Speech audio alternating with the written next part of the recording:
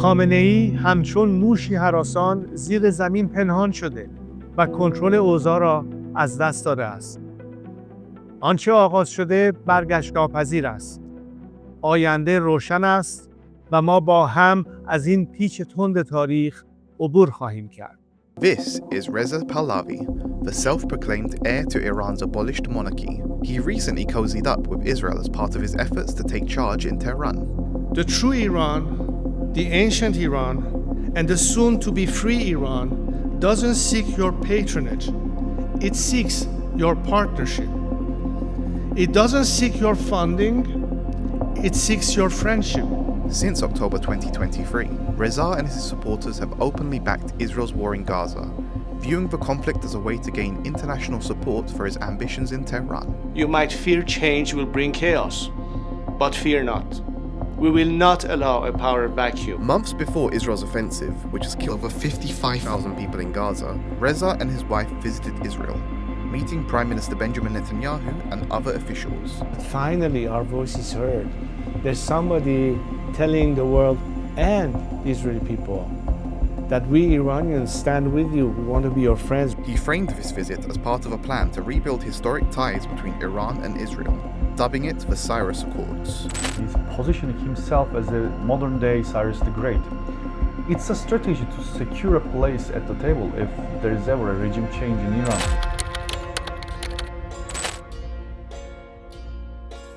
The Pahlavi dynasty ruled Iran from 1925 to 1979. While credited with modernizing the country, they were also criticized for being authoritarian and having no connection to the people. The Shahs suppressed political freedoms, marginalized opposition, and relied on brutal tactics carried out by a secret police unit, Savak. The Shah's close ties to the West, particularly the US, fueled anti-imperialist sentiment. We have faith in the word of the United States. Inequality and widespread discontent ultimately led to the 1979 revolution, abolishment of the monarchy, and ushering in of the Islamic Republic.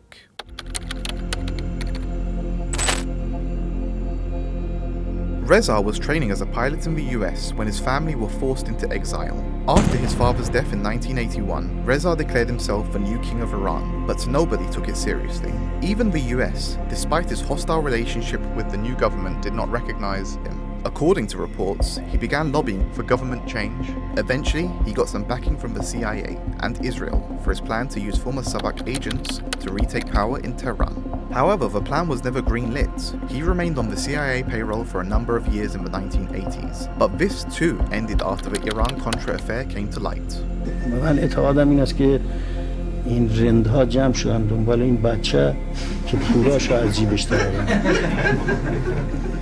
اینا میخوان اینا پولایی که پدر کذاش از مردم گرفته و حالا در بانک دست این است. Over the past few decades, Reza has managed to find support among a tiny percentage of the Iranian diaspora, particularly in Los Angeles, where an estimated 700,000 Iranian expatriates live.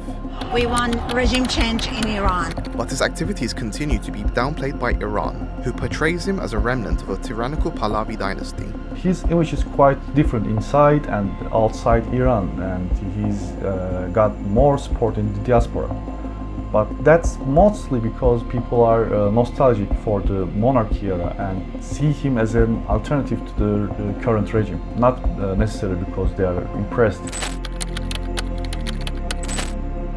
Many experts have noted a surge of pro-Reza accounts on social media, pushing his agenda during protests in Iran and particularly since the war in Gaza began. Recently, there has been a noticeable uptick in bot accounts supporting him on social media, coinciding with his efforts to curb Israel and seek Western backing. With more visibility on social media, TV screens, and public speeches supporting Israel's war in Gaza, Reza is now doubling down on his plan. He wants to exploit the chaos from Israel's invasions of Gaza and Lebanon to push himself into power in Tehran. But how does a king with no real support continue to reign over a kingdom that exists only online?